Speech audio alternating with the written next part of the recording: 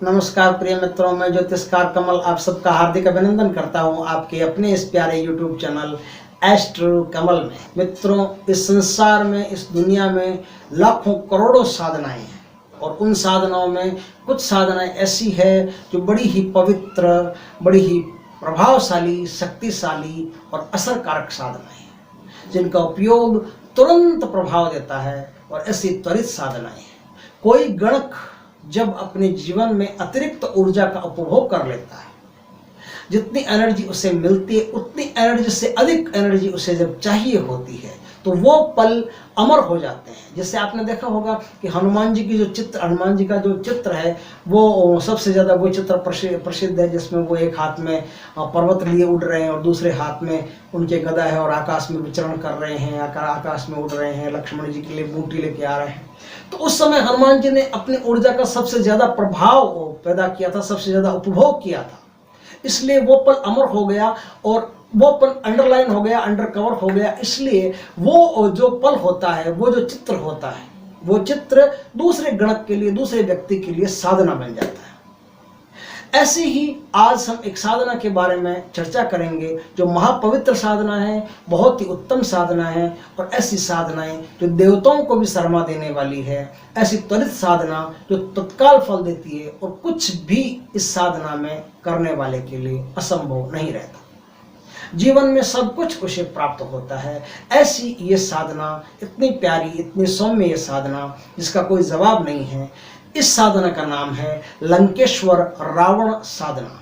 लंकेश्वर रावण की साधना बड़ी ही पवित्र और बड़ी ऊंची मानी जाती है। जिस तरह से भगवान राम की पूजा होती है उसी तरह से रावण जब मर रहा था तो रावण प्रचंड सकारात्मक ऊर्जा का आसरा लेकर के, सहारा लेकर के राम में विलीन हो गया था। इसलिए मरने के पश्चात का जो रावण है वो सबसे ज़्यादा शक्तिशाली, सबसे ज़्यादा ताकतवर, सबसे ज़्यादा सौम्य और मुक्ति के सोपान तक ले जाने वाला है।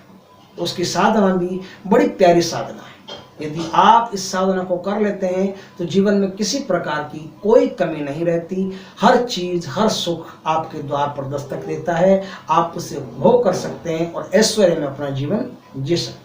रावण मरते वक्त प्योर सकारात्मक ऊर्जा में विलीन हो गए थे। संसार की, ब्रह्मांड की, परमात्मा की जो ऊर्जा है उसमें विलीन कर गए थे। इसलिए रावण का जो चरित्र है, उस चरित्र में ये जो चीज समाई हुई है, सारी की सारी सिद्धियां, सारा का सारा तंत्र ज्ञान, बहुत सारी जैसे ज्योतिष ज्ञान, बहुत सारी चीजें रावण में समाई हुई है। और रावण में समाई होने के कारण रावण की साधना बहुत ही शक्तिशाली, बहुत ही पावरफुल, बहुत ही सौम्य और बहुत ज्यादा प्रभावशाली साधनाएं हैं। बहुत सारे देवताओं से ज्यादा रावण की साधना सक्रिय। महारथी, महाबली, महायोद्धा रावण की साधना आपको अपने जीवन में हर सुख देने में सक्षम है। महर्षि विश्रवा का पुत्र, महर्षि पुलस्त का पोता और ब्रह्मा जी का परपोता रावण, महाविद्वान रावण, महाज्ञानी रावण, इस संसार में जब अपनी प्रतिभाओं को प्रकट कर रहा था तब उसने गलती से राक्षस शैली का प्रयोग किया था। राक्षस शैली, देव शैली और मनुष्य शैली, ये तीन शैलियां होती है जिन्हें तीन गणों के नाम से जाना जाता है। त्रिगण होते हैं और इन गणों का अधिपति होता है भगवान गणेश। गणेश इन गणों का राजा होता है, अधिपति होता है। गण गणेश से ही शुरू होते हैं, चाहे मनुष्य गण हो, देवता गण हो या राक्षस गण हो। राक्षस का अर्थ होता है राक्षसे और राक्षस का बीज मंत्र होता है राम। राम जी का बीज मंत्र और राक्षस का बीज मंत्र यानी रावण का बीज मंत्र एक ही है। दोनों की उत्पत्ति मणिपूरक चक्र से, अग्निकुंड से होती है। अग्निकुंड से उत्पत्ति होने के कारण दोनों ही बड़े ऊर्जावान हैं, बड़े तपस्वी हैं, बड़े यशस्वी हैं और बहुत ज्यादा सक्रिय हैं। राक्षस बहुत ज्यादा सक्रिय इसलिए होते थे क्योंकि राक्षसों का काम इस संसार में जो समुद्र है उन समुद्रों की रक्षा करना होता। राक्षस भी देवताओं की तरह ही एक क्वालिटी है, मनुष्यों की तरह ही एक क्वालिटी है। जो रुद्र इसलिए है क्योंकि वो रक्षात्मक है। जो रक्षात्मक प्रणाली अपनाता है वो रुद्र होता है। और राक्षसों का निर्माण मनुष्य के या शरीर के मणिपूरक चक्र से होता है। एक आदमी, जैसे हमारा मूलाधार चक्र होता है वो लगभग सक्रिय सा रहता है, उसी तरह से राक्षसों का मणिपूरक चक्र होता है वो लगभग सक्रिय सा रहता है। बाकी चक्रों के तो जिस तरह से आप साधना करोगे अपने आप सक्रिय होते जाएंगे। लेकिन मणिपूरक चक्र राक्षस का सक्रिय रहता है, क्योंकि जो रक्षात्मक प्रणाली को अपनाता है उसका मणिपूरक चक्र सक्रिय रहना जरूरी है। तो आज हम राक्षस राज रावण की साधना की बात करेंगे, जो चंद्रहास खड्ग धारण करते हैं और बहुत ही उत्तम विद्वान हैं। उनकी साधना करके हम बहुत कुछ प्राप्त कर सकते हैं। इस संसार में शायद ही कोई ऐसी चीज है जो महारथी रावण के साधना करके हम प्राप्त नहीं कर सकते। इस साधना को विजयदशमी के दिन से शुरू किया जाता है। विजयदशमी के दिन रावण का अवसान दिवस, जिस दिन रावण वध हुआ था, उस दिन से ये साधना शुरू होती है। आज के दिन रावण का जब पुतला जलाया जाता है तो उस पुतले की राख को कांस्य के बर्तन में आपको घर लेके आना पड़ता है। कांस्य के बर्तन में राख ला करके आपको क्या करना पड़ता है, एक आम का पट्टा लेना पड़ता है, यानी आम की लकड़ी का कोई बाजोट वगैरह बना हुआ हो वो लेना पड़ता है। उस पर पीले रंग का चमकता हुआ शाइनिंग फुल वस्त्र आपको बिछाना पड़ता है।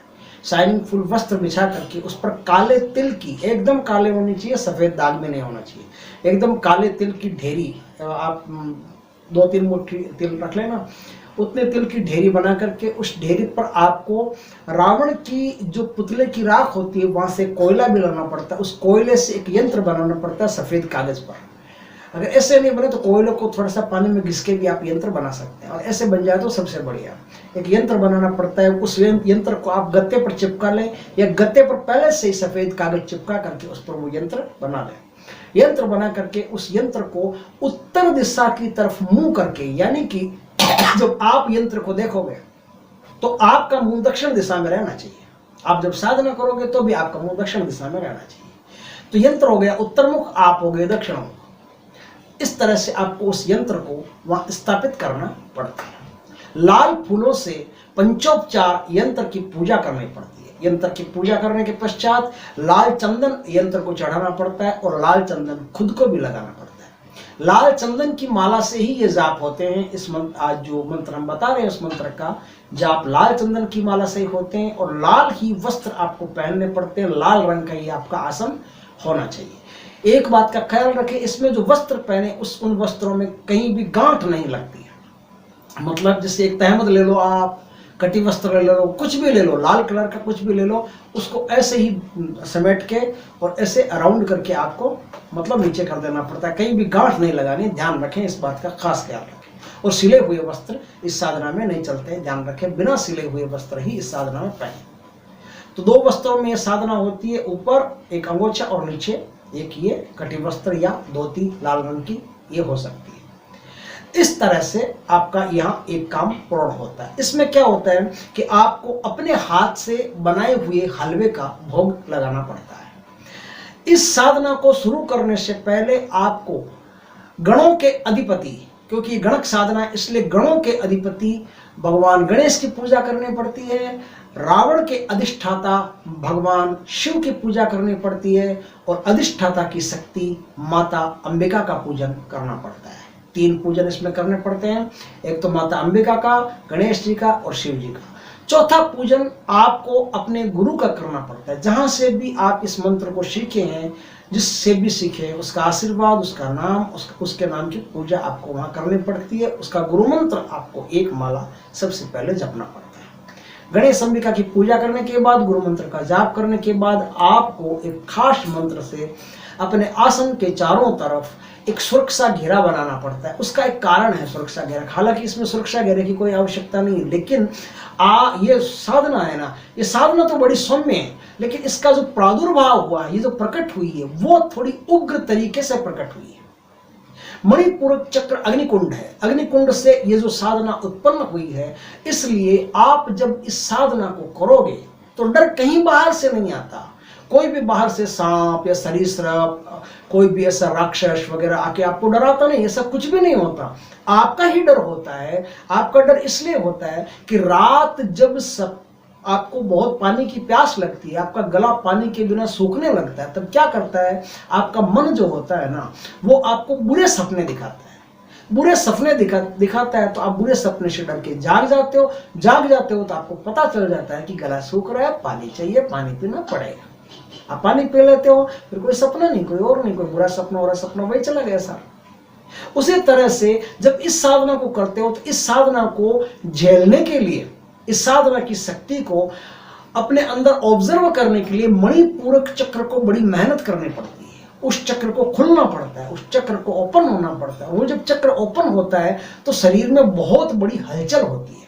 मणिपूरक चक्र खोलता है तो हलचल होती है। उस हलचल को मन डर के रूप में आपको अंत में जब रावण दिखाई दे या ना दे, कोई जरूरी नहीं कि दिखाई देगा तो ही होगा, अंत में जब रावण दिखाई दे तो आप उनसे प्रार्थना करनी है, आपको उनसे प्रार्थना करनी है, अनुनय विनय करना है। नहीं दिखाई दे तो भी कोई बात नहीं, आपकी सिद्धि तो पक्की हो ही जाएगी।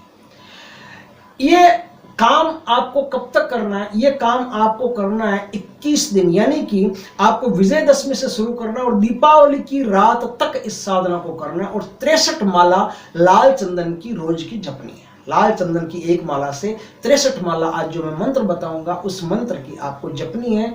तब आपकी 21वें दिन दीपावली की रात को यह साधना सिद्ध होती है। और दीपावली की रात को सिद्ध होने से आपके जीवन में भी सूर्य की तरह प्रकाश फैलने लगता है। इस साधना में गुरु का पूजन आपने कर लिया, गणेश अंबिका का पूजन कर लिया। अब आपको क्या करना है?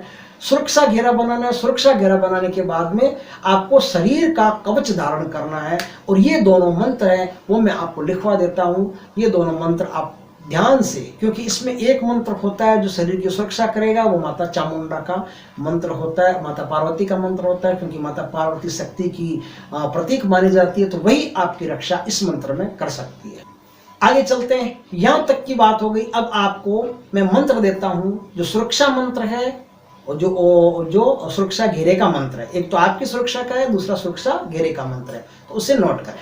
रक्षा घेरा बनाने के लिए आपको इस मंत्र का प्रयोग करना पड़ेगा। मंत्र है ओम ऐं ह्रीं क्लीं रुद्र चामुंडा शोणित मांस भक्षिणी मम रक्ष रक्ष कुरु कुरु स्वाहा। इस मंत्र से तो रक्षा घेरा बनेगा। और आगे जो परमात्मा का मंत्र है, जो पौराणिक मंत्र है, उस मंत्र से आपका देह रक्षा होगा। तो देह रक्षा वाला मंत्र भी आप नोट करें। देह रक्षा वाला मंत्र है ओम नमो परमात्मने परब्रह्म मम शरीर पाहि पाहि कुरु कुरु स्वाहा। ऐसा करने के बाद में आपको संकल्प और 10 ग्रीव रावण से उनके दर्शनों की प्रार्थना करनी है। आपको कहना है, प्रार्थना करनी है कि हे 10 ग्रीव रावण, हे महान रावण, हे लंकाधिपति, आप महान हो। आपने महान विद्याओं के ज्ञान को अर्जित किया है और महान विद्याओं के आप जनक भी हो। हे 10 ग्रीव रावण, हे चंद्रहास के धारक, हे चंद्रहास के धारक रावण, आपके पास इस संसार की हर आपदा को काटने की क्षमता है। हे रावण, हे लंकेश, आप मनुष्य को मुक्ति के सोपान तक पहुंचाने वाले सद्गुरु हो। हे महादेव के परम भक्त, आप भक्ति का प्रसाद देने वाले, संतान आदि सुख और ऐश्वर्य प्रदान करने वाले महान शासक हो। हे महान रावण, अपने दर्शनों का आशीर्वाद दें, अपने दर्शन देने की कृपा करें और समस्त सिद्धियां हमको देने की कृपा करें, अनुग्रह करें। हे रावण, आपकी जय हो। इस प्रकार से आप प्रार्थना करें।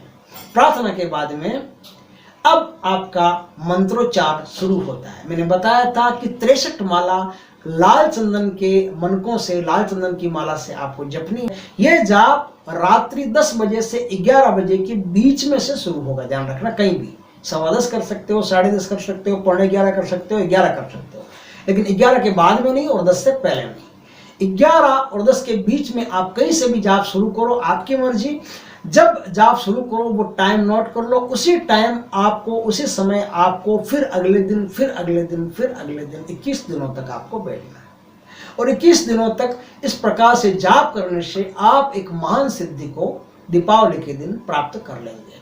अब किस मंत्र से आपको जाप करना है वो मंत्र मैं आपको बता देता हूँ। ओम रण रक्ष लन लन लन लंकाधिपते रण रावण मम दर्शय दर्शय आपद हन हन सर्वेश्वर्य कुरु कुरु स्वाहा। जब के बाद में जब आपका 21 दिन का जब पूर्ण हो जाए तो जब के बाद में जो राख है, अब बताऊं कि राख को आपको करना क्या है। राख जो आप लाए थे उसका करना क्या है, आपको आसन के नीचे बिछा करके राख, उसके ऊपर आसन बिछा करके उसके ऊपर आपको बैठ करके फिर जाप करना है। और 21वें दिन आपकी जो राख है उस राख को समेट लेना है। उस राख में से जितनी राख एक ताबीज में भर जाए उतनी राख उस ताबीज में भरनी है। ताबीज में राख भर के उसको ताबीज को एकदम मोम जमा करवा करके बंद करवा लेना है।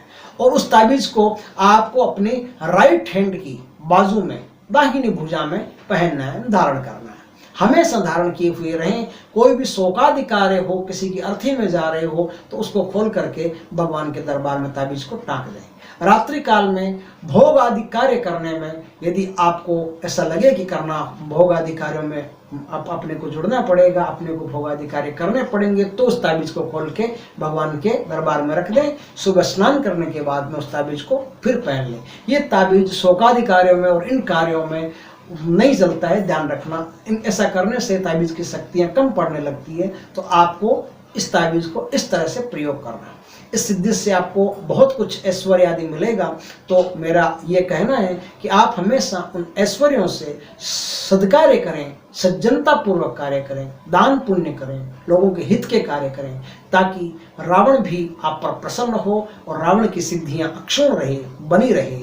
भगवान राम के, परमात्मा के आप सोपान तक पहुंचो, क्योंकि रावण जो है वो आपको परमात्मा के सोपान तक पहुंचाने वाले सदगुरु भी हैं। इसलिए रावण की ये जो सिद्धियां आप प्राप्त करो, सिद्धियां प्राप्त करने के पश्चात आपको सद्कार्य करने, ताकि रावण आप पर प्रसन्न रहे और प्रसन्न रह करके आपको ऐसे ऐसे मार्ग दे जिससे भक्ति बढ़े, आपकी वैराग्य बढ़े, ज्ञान बढ़े, और उससे आप परमात्मा के मार्ग में स्वच्छंद गति कर सको, त्वरित गति कर सको और आप परमात्मा की प्राप्ति कर सको। वीडियो कैसा लगा? अच्छा लगा हो तो लाइक करें, कमेंट करें, शेयर करें। और यदि पहली बार आप हमारे चैनल पर आए हैं तो चैनल को सब्सक्राइब करें। पास में जो बेल आइकन का बटन है वो दबा दें, ताकि हमारे ज्ञानवर्धक जानकारी पूर्ण वीडियो सबसे पहले आपके पास आ सके। जय श्री कृष्ण मित्रों, जय श्री राम।